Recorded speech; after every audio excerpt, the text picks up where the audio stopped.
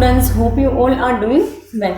See, previously આપણે તમારું unit 3 એનું first chapter India as a developing country એની અંદર આપણે કેરેક્ટરિસ્ટિક્સ ડિસ્કસ કરેલા કે જેમાં ઓલમોસ્ટ તમે ઇન્ડિયન ઇકોનોમીના બેસિક્સ વિશે જે છે એ ભણી ગયા છો, બરાબર. જેમાં ઇકોનોમિક પ્લાનિંગથી લઈને પબ્લિક સેક્ટરનું પરફોર્મન્સને, પ્રાઇવેટ ઓનરશિપને, લિબરલ પોલિસીને, એને related as well as national ઇન્કમથી લઈને સ્ટ્રક્ચરલ ચેન્જીસ સુધી દરેક વસ્તુઓ તમે સ્ટડી કરેલી છે. ફાઇન. હવે સી, આ હતું દરેક વસ્તુ ઇન્ડિયન ઇકોનોમીના જે છે એ ઇન્ટરનલ એન્વાયરમેન્ટને રિલેટેડ, કે જેમાં સ્ટ્રક્ચરલ ચેન્જીસ તમે કેવા કેવા કરો છો, કેવું પ્લાનિંગ પીરિયડની અંદર વર્કઆઉટ કરેલું છે, કે કેમ આપણે જે છે એ સસ્ટેનેબલ ગ્રોથ જે છે એ અચીવ કરેલું છે, કેવી રીતે પબ્લિક સેક્ટરનું પરફોર્મન્સ ઇમ્પ્રૂવ કર્યું, કેમ પ્રાઇવેટ સેક્ટર આવ્યું, કેવી રીતે ગ્લોબલાઇઝેશનમાં ઇન્વોલ્વ થયા, આવી દરેક વસ્તુ આપણે જોઈ લીધી. Fine. Now we are talking about the external environment of the country. It means આપણે ફોરેન ટ્રેડ અને ફોરેન એક્સચેન્જ રિઝર્વની વાત કરીએ છીએ. Fine. See, foreign exchange reserve કે foreign trade, both the things affect the country in a most effective parameter. કારણ કે જે કન્ટ્રીનું ફોરેન એક્સચેન્જ રિઝર્વ સારું છે અને જે કન્ટ્રીનું ફોરેન ટ્રેડ સારું છે ને, એ કન્ટ્રી ઇફેક્ટિવ વેની અંદર જે છે એ પોતાનું ઇમ્પોર્ટ અને એક્સપોર્ટ ચલાવી શકે છે. Fine. The reason behind this is that કે ભાઈ ફોરેન એક્સચેન્જ રિઝર્વ પહેલાં તો હોય શું એ હું તમને કહી દઉં છું. પ્રોબેબલી આઈ તમે કદાચ ભણી જ ગયા છો. વિદેશી હુંડિયામણ જે છે એની કહી શકાય કે આપણે અનામતો, વિદેશી હુંડિયામણની અનામતો કે જેને આપણે ફોરેન એક્સચેન્જ રિઝર્વ કહી શકીએ, એ વસ્તુ પ્રોબેબલી તમે પ્રીવિયસલી કોઈ બી માની લો કે ઇકોનોમિક કન્ટેક્સની અંદર સ્ટડી કરેલું હશે. Fine. But still I am mentioning all this things to you, બરાબર. પછી ફોરેન ટ્રેડની વાત કરીએ, પહેલાં રિઝર્વની વાત કરીએ. હવે સી, જેવી રીતે તમને ખ્યાલ હોય તો કે આપણે રિઝર્વ બેંક જે છે, બરાબર, એની અંદર માની લો કે આપણે અમુક પૈસા રિઝર્વ બેંક જે છે એ કરન્સી ઇસ્યુ કરવા માટે અમુક પૈસા રાખવા પડતા હોય વિથ ધી વર્લ્ડ બેંક, બરાબર. વર્લ્ડ બેંક પાસે રિઝર્વ બેંકે અમુક પૈસા રાખવા પડતા હોય જેનો રેશિયો આઈ થિંક તમને ખ્યાલ બી હશે કે 200 કરોડ રૂપીઝનો છે, બરાબર. એ 200 કરોડ રૂપીઝ જે છે એની એ વસ્તુની અંદર જે છે એ રેશિયો રાખવાનો હોય અને એ રેશિયો પ્રમાણે જે છે એ તમારે પૈસા મૂકવાના થાય છે, જેમાં અમુક ભાગનું સોનું હોય છે અને બાકીના ભાગનું જે છે એ પૈસા રાખવાના હોય છે ઇન ટર્મ્સ ઓફ રિઝર્વ. તો જેવી રીતે આરબીઆઈ કરન્સી ઇસ્યુ કરવા માટે રિઝર્વ રાખવી પડતી હોય ને, એવી રીતે દરેક કન્ટ્રીએ એકબીજા સાથે એક્સચેન્જ કરવા માટે અમુક રિઝર્વ રાખવી પડતી હોય, જેને ફોરેન એક્સચેન્જ રિઝર્વ્સ કહેવાય છે, બરાબર. જેવી રીતે રિઝર્વ બેંક ઓફ ઇન્ડિયાએ પોતે કરન્સી ઇસ્યુ કરવા માટે કેમ પૈસા રાખવા પડે, એમ તમારે યુએસએ સાથે જો ડીલ કરવી હોય તો અમુક ડોલર્સ રાખવા પડે, બરાબર. અધર દેન દેટ તમારે દુબઈ સાથે કંઈક વ્યવહારો કરવા છે તો દિનાર્સ રાખવા પડે, બરાબર. જાપાન સાથે કંઈ કરવું છે તો તમારે પર્ટિક્યુલરલી યુઆન રાખવા પડે, ચાઇના સાથે કરવું છે તો યેન રાખવું પડે. સો ધીસ ઇઝ ધી પર્ટિક્યુલર કરન્સીઝ. પણ આવી રીતે દરેક અલગ અલગ કન્ટ્રીની કરન્સી તમે રાખી શકો ના, એવી રીતે ના હોય. તો કઈ કન્ટ્રીની કરન્સીને રિઝર્વ તરીકે રાખવાની હોય તો કે સુપર પાવર કન્ટ્રી જે છે એની currency, that means you are gaining me right કે યુએસ ડોલર તમારે રાખવાના હોય, બરાબર. તમારે યુએસ ડોલર જે છે એ પર્ટિક્યુલર અમુક પૈસા રિઝર્વ તરીકે રાખવાના, so that you can make your transaction in the international market. Fine. આના વિશે વાત કરીએ અત્યારે કરન્ટલી, તો એટ ધી ટાઈમ ઓફ, મેં તમને આઈ થિંક પ્રિવિયસલી બી આ વસ્તુ સમજાવેલી છે કે ભાઈ 1990ના ટાઈમ પીરિયડ પ્રમાણે આપણે 35 રૂપિયા દેતા $1 સામે, અત્યારે એના કરતાં ડબલ દઈએ છીએ ને ડબલ કરતાં વધારે દઈએ છીએ પૈસા, એટલે કે અપ્રોક્સિમેટલી 74, 75, 76 રૂપિયા જેટલા આપણે દેતા હોઈએ છીએ. સો કહેવાની વસ્તુ એ છે કે એ એક્સચેન્જના પેરામીટર્સ જે છે એ આવી રીતના હોય છે. હવે તમને એવો ક્વેશ્ચન થાય કે મેડમ કેમ આ રેટ્સની અંદર ચેન્જ થતા હોય, એક્સચેન્જ રેટમાં કેમ દરેક વખતે ચેન્જ આવે છે? તો એ માર્કેટ સેન્ટિમેન્ટ્સ ઉપર આધાર રાખે છે કે એક્સચેન્જ રેટ કેવી રીતે ચેન્જ થશે, રૂપિયો કેમ નબળો પડે છે, રૂપિયો કેમ સ્ટ્રોંગ થાય છે. That is entirely depend upon the country's situation. અને આપણી કન્ટ્રી કાંઈ સુપર પાવર છે નહીં. We are the developing country એટલા માટે ઓબ્વિયસલી આપણે એ વસ્તુની અંદર અમુક ચેલેન્જીસ ફેસ કરવા જ પડતા હોય અને આપણી કરન્સી એ સુપર પાવરની સામે જે છે એ નબળી પડતી દેખાતી હોય. Even if V are the emerging market in this hall world, બરાબર, આપણે આખા વર્લ્ડમાં જે છે એ સૌથી fastest we can say then the fastest emerging market in context to the share market, બરાબર. તો બી આપણે આવા કન્સિક્વન્સીસ એટલા માટે ફેસ કરવા પડતા હોય because we are the developing country and we are the populous country. So એ લોકો એ વસ્તુ ઉપર પણ ફોકસ કરતા હોય કે ભાઈ આવી પેન્ડેમિક સિચ્યુએશનમાં આપણે કેમ હેન્ડલ કરી શકીએ છીએ. ફાઇન.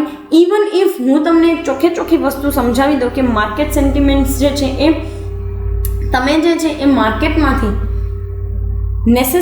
નેસેસિટીની વસ્તુ કેટલી લ્યો છો ને એના ઉપર આધાર રાખવાથી માંડીને તમારી કન્ટ્રીની અંદર કોરોનાના કેસ કેટલા છે ને દરેક વસ્તુ અફેક્ટ કરતી હોય છે, બરાબર. So how you are dealing with your particularly medical facilities that also affects. Fine. So એ કન્ટેક્સમાં તમે ફોરેન એક્સચેન્જ અને ફોરેન ટ્રેડને જોશો, બરાબર. પહેલાં તમને બેઝિક્સ વસ્તુ જે છે એ વસ્તુ પર આપણે ફોકસ કરીએ એન્ડ દેન પછી જોશું કે કરંટની કેવી સિચ્યુએશન ચાલી રહેલી છે માર્કેટમાં. In 1950-51 imports was of ₹608 crores which rose to 23,42,217 crores in 2013-14. 608 કરોડનું આપણું ઇમ્પોર્ટ હતું 1950-51 કે જે વધીને 23,42,000 કરોડનું ઇમ્પોર્ટ જે છે એ થઈ ગયું છે, which is not at all good thing, બરાબર. તમને એ વસ્તુ હું સ્પેસિફાઈ કરી દઉં કે આ વસ્તુ કંઈ બહુ સારી નથી, કારણ કે જેમ આપણા ઇમ્પોર્ટ વધે ને એટલું જ આપણા બેલેન્સ ઓફ પેમેન્ટની અંદર ડેફિસિટ વધે છે, બરાબર. એટલું જ આપણા બેલેન્સ ઓફ પેમેન્ટ્સની અંદર ડેફિસિટ વધે છે. CARG એટલે કે compound annual rate of growth of import was 9.3%. એટલે જોવા જાવ ને તો કમ્પાઉન્ડ રેટેથી આપણે જે છે ને એ અપ્રોક્સિમેટલી 9.5% આપણું ઇમ્પોર્ટ જે છે ને એ યર બાય યર વધારતા આવ્યા છીએ. તો જ 600 કરોડમાંથી 23 લાખ કરોડે તો જ પહોંચ્યું હોય ને, એમને થોડી પહોંચે. ફાઇન. આગળ જો શું કહે છે કે as per the latest એસ્ટિમેટ્સ in the report 2016-17 it reached to 18,41,314 crores, બરાબર. એટલે કહેવાનું તાત્પર્ય એવું છે કે ભાઈ આ ઇમ્પોર્ટ 23 લાખમાંથી ઘટી અને 16-17ની સાલમાં એટલે કે after the 3 to 4 years 18 lakh થઈ ગયું છે, which is the good thing, બરાબર. તો એ વસ્તુ એક સારી કહેવાય. શું કામ? ઇમ્પોર્ટ ઘટતું હોય અને એક્સપોર્ટ વધતું હોય, અથવા તો એક્સપોર્ટ એમને લે છે બટ સ્ટીલ ઇમ્પોર્ટ ઘટે છે. The reason behind this is that કે આપણે એટલા ઇમ્પ્રૂવ થઈ ગયા હોય કે એવી કેપેસિટીઝ કે જે આપણે બહારથી ઇમ્પોર્ટ કરવી પડતી હોય એ આપણે અહીંયા બનાવી શકતા હોય. યસ ઓર નો? સો એ વસ્તુ વિશે જ આ લોકો વાત કરે છે. નેક્સ્ટ શું કહે છે કે here we can see that the imports have increase more than the exports. As a result that there is a deficit in balance of payment. Obviously import વધારે અહીંયા તમને 2013-14ની સાલમાં બતાવી છે અને એક્સપોર્ટનો ડેટા જોવા જઈએ ને તો એક્સપોર્ટ પર્ટિક્યુલરલી આ ટાઈમ પીરિયડ 2016-17 માટે તમારે જો નોટ ડાઉન કરવો હોય તો કરી લો. It was we can see that it was 16,51,000 approximately it was 16,51,000. So તમે જોવા જાઓ તો દરેક સિનારીઓમાં ઇમ્પોર્ટ વધારે છે દેન ધી એક્સપોર્ટ.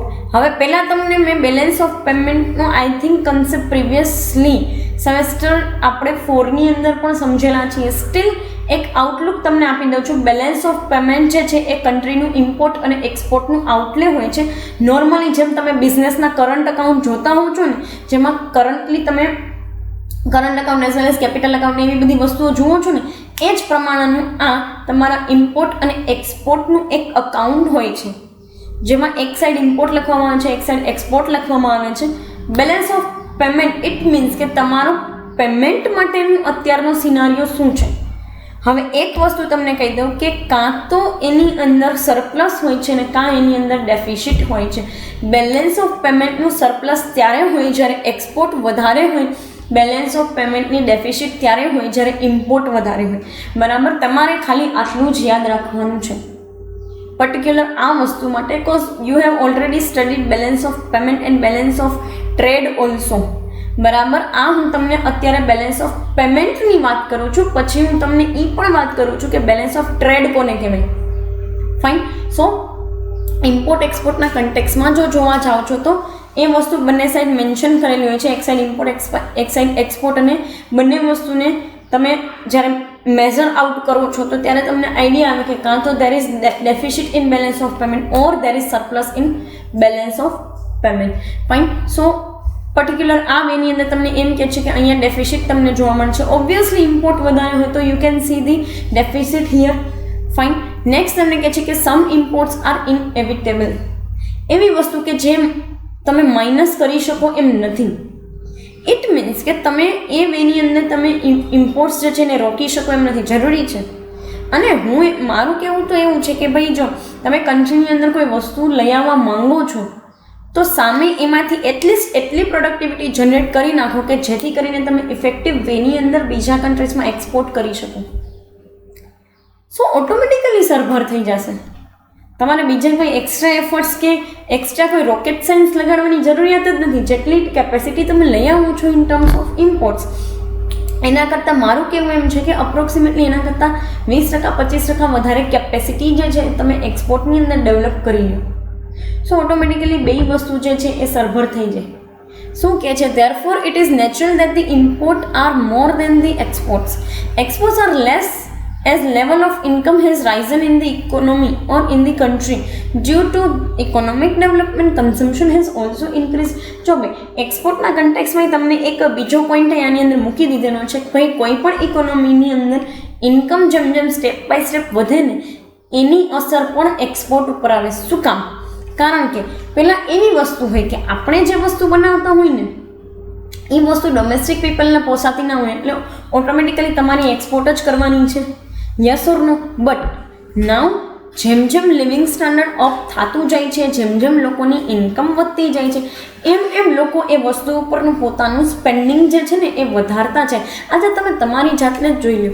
તમે પહેલાં જે છે એ કોઈ પણ એવી વસ્તુ લેતા હોય કે જે નોન બ્રાન્ડેડ હોય and now you people are using branded things. બરાબર. તમે ફર્સ્ટ જ્યારે આવ્યા હોય બરાબર FYની અંદર કે 12th સ્ટાન્ડર્ડની અંદર ત્યારે તમારા મમ્મી પપ્પાએ તમને એક સસ્તો એવો નાનો એવો મોબાઈલ આપી દીધેલો હોય. But now you are using the highly advance technology in terms of we can say that the Android technology and Android as well as તમે એપલનો ફોન યુઝ કરતા હોય તો બી અલગ વસ્તુ છે. ફાઇન. સો જોવાની વસ્તુ એમ છે કે એક્સપોર્ટ ઓછું એટલા માટે પણ થાય છે કારણ કે ઇન્કમનું લેવલ એક વધ્યું છે તો ઓટોમેટિકલી કન્ઝમ્પશનનું લેવલ એ વધ્યું છે એન્ડ લોકો જે છે એ પ્રાઇસ કોન્શિયસ કરતાં ક્વોલિટી કોન્શિયસ થઈ ગયા છે. અત્યારે તમે તમારી જાતને જુઓ તો તમને માર્કેટની અંદર તમે વસ્તુ લેવા જાઓ છો તો એ વસ્તુઓ તમને જે છે ને ઇફેક્ટિવ વેમાં જેટલા ઇફેક્ટિવ વેમાં તમને એ વસ્તુઓ મળતી હશે ને એમાં તમે ખાસ ક્વોલિટી જોવાની ટ્રાય કરશો then the quantity and price. Fine. So particular એ જ વેની અંદર કહે છે કે income has risen in the country due to economic development and consumption has increase. Automatically consumption એ વસ્તુના લીધે વધી જાય છે. ફાઇન. તો ડોમેસ્ટિક પીપલનું કન્ઝમ્પશન વધી જાય તો એક્સપોર્ટ ઓટોમેટિકલી એટલું ઓછું થાય છે. Now we are talking about the foreign trade. હવે હું તમને ફોરેન ટ્રેડ વિશે વાત કરું છું. બરાબર. અત્યાર સુધી આપણે જોતા હતા એ બધી વસ્તુ એના જ ટર્મ્સમાં હતી બટ આપણે બેલેન્સ ઓફ પેમેન્ટ જોતા હતા. નાઉ હું તમને બેલેન્સ ઓફ ટ્રેડ વિશે વાત કરું છું. બેલેન્સ ઓફ ટ્રેડ જે છે ને એ પર્ટિક્યુલરલી એની અંદર તમે ગુડ્સ અને સર્વિસીસ બંને વસ્તુને ઇન્વોલ્વ કરતા હો છો જ્યારે બેલેન્સ ઓફ પેમેન્ટ્સની અંદર ખાલી અને ખાલી ગુડ્સને ઇન્વોલ્વ કરવામાં આવે છે. બરાબર. ટ્રેડમાં જ્યારે તમે બેલેન્સ ઓફ ટ્રેડ જોતા હો છો ને પર્ટિક્યુલરલી બે મહિનાની અંદર ઇમ્પોર્ટ એક્સપોર્ટ જ જુઓ છો but balance of trade it self is the V can say that the trade off goods as well as services also. બરાબર. તો તમે બંને વસ્તુને પેરેલલી જુઓ છો ગુડ્સ અને સર્વિસીસને જ્યારે આની અંદર તમે ખાલી અને ખાલી ગુડ્સનું ઇમ્પોર્ટ એક્સપોર્ટ જ જુઓ છો. હવે તમને એમ થાય કે મેડમ સર્વિસીસનું ઇમ્પોર્ટ એક્સપોર્ટ હોય.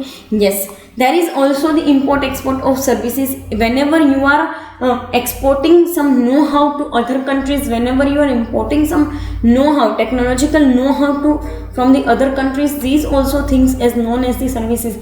જેમાં મેં તમને આઈ થિંક પ્રોબેબલી એક વસ્તુ ડિસ્કસ કરાવેલી જેનું નામ હતું કદાચ BPO. બરાબર. પ્રીવિયસલી બી આપણે આઈ થિંક આના વિશે સ્ટડી કરેલું છે but still let me give you some glimpses of it. BPO business process આઉટસોર્સિંગની સર્વિસીસ. તમે ટાટા કન્સલ્ટન્સીનું નામ સાંભળેલું હશે.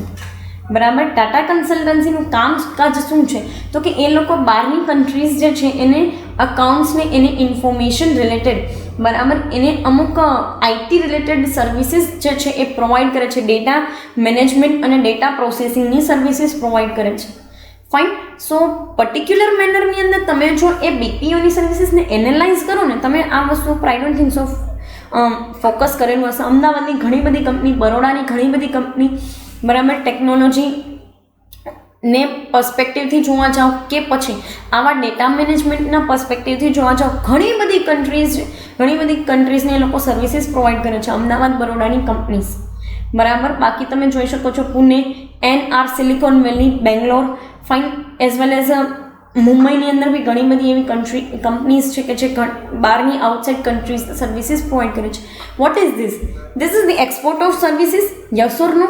કારણ કે તમે એને પૈસા લઈ, ફીઝ લઈ, હ્યુજ અમાઉન્ટ ઓફ, તમને આઈડિયા નહીં હોય but huge amount of fees they are charging for this kind of services according to data management as well as data processing, information based services, fine, IT base services. એ લોકો એના બહુ huge અમાઉન્ટની અંદર પૈસા charge કરે છે, fees charge કરે છે અને પ્રોવાઈડ કરે છે. So this was the export of services. બીજું, આપણે ફાર્માસ્યુટિકલની અંદર બી તમને કદાચ ખબર હોય ના હોય, આઈ ડોન્ટ નો, તમે પેલું નામ સાંભળ્યું હશે, વોલિની કરીને એક જેલ આવતી, જે રેનબેક્સી ફાર્માસ્યુટિકલ કંપની સાઇડથી હતી, બરાબર. એક વસ્તુ એ બી છે કે રેનબેક્સી જે છે એ ઇન્ટરનેશનલ લેવલના રિસર્ચ કરે છે અહીંયા in the, I think Hyderabad અથવા તો Bangalore, I don't probably remember, મને બહુ યાદ નથી ખાસ રીતે કે કઈ જગ્યાએ જે છે એ એનું સેન્ટર છે, બટ બેમાંથી એક પ્લેસ ઉપર એનું સેન્ટર છે ને એ રેનબેક્સી જે છે એ ઇન્ટરનેશનલ લેવલના ખાલી અને ખાલી રિસર્ચ કરી આપવાની. ઇટ મીન્સ કે એ લોકો કોઈ મેડિસિન બનાવે છે ને એનું રિસર્ચ કરી આપવાની કે મેડિસિન કેવા ઇફેક્ટિવ વેની અંદર કામકાજ કરે છે. એ કામકાજ રેનબેક્સી કરે છે by charging the huge amount and lakhs of crores of rupees. એ લોકો lakhs of crores of rupees જે છે એ ચાર્જ કરી અને આવી સર્વિસીસ પ્રોવાઈડ કરે છે, જસ્ટ રિસોર્સિસ અથવા તો રિસર્ચ પ્રોવાઈડ કરવાની કે મેનેજમેન્ટ, ડેટા મેનેજમેન્ટ પ્રોવાઈડ કરવાની. Fine. So this is all about the balance of trade, કે જેની અંદર તમે દરેક વસ્તુના ટ્રેડને લ્યો છો, બરાબર, services as well as we can say that the goods also. Next તમને કહે છે કે India stands as 26th number in exports of commodities among the countries of the world in 2007. મેં તમને કીધું ને કે આપણે બહુ સારી રીતે ઇમ્પ્રોવાઇઝેશન લઈ આવ્યા છીએ આપણી દરેક સર્વિસીસની અંદર. એવું નથી કે ખાલી ઇમ્પોર્ટ એક્સપોર્ટના ટર્મ્સમાં, આપણી ઇકોનોમિક પોલિસીની બહુ સારી રીતે આપણે ચેન્જ કરેલી છે, બરાબર.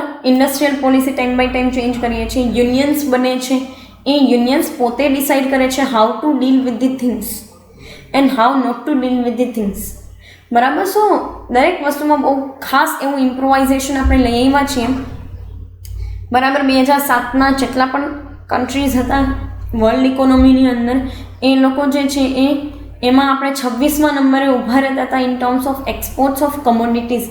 આ કોમોડિટીઝની અંદર તમને એક વસ્તુ કહી દઉં કે ભાઈ આપણે જે છે ને એ પર્ટિક્યુલરલી ખાસ કરીને food grains as well as અમુક qualitative items such as masalas and tea, coffee that you all know, apples, બરાબર, કાશ્મીરી એપલ્સ, તો એ દરેક વસ્તુની અંદર આપણે એક્સપોર્ટના ટર્મ્સમાં બહુ સારી રીતે વી can say that the workout કરેલું છે ને એ વેની અંદર આપણે જઈએ છીએ. Fine. So this is all about the foreign trade and foreign exchange reserve. ખાસ યાદ રાખજો કે અત્યારે આપણી કન્ટ્રીનો રૂપિયો, કન્ટ્રીની કરન્સી બહુ પડી ભાંગેલી છે. Fine. So whatever improvements you can do from your side you can. Fine. તમે તમારા સાઇડથી જો કોઈ પણ ઇમ્પ્રુવમેન્ટ્સ કરી શકો એમ છો તો કરી શકો. ફાઇન.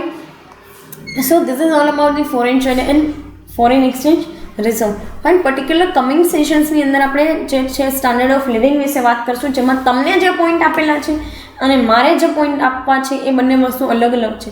ફાઇન. સો એ વસ્તુ ઉપર આપણે કમિંગ સેશન્સની અંદર ડિસ્કશન કરશું. અત્યારે અહીંયા સુધી રાખીએ. Thank you so much.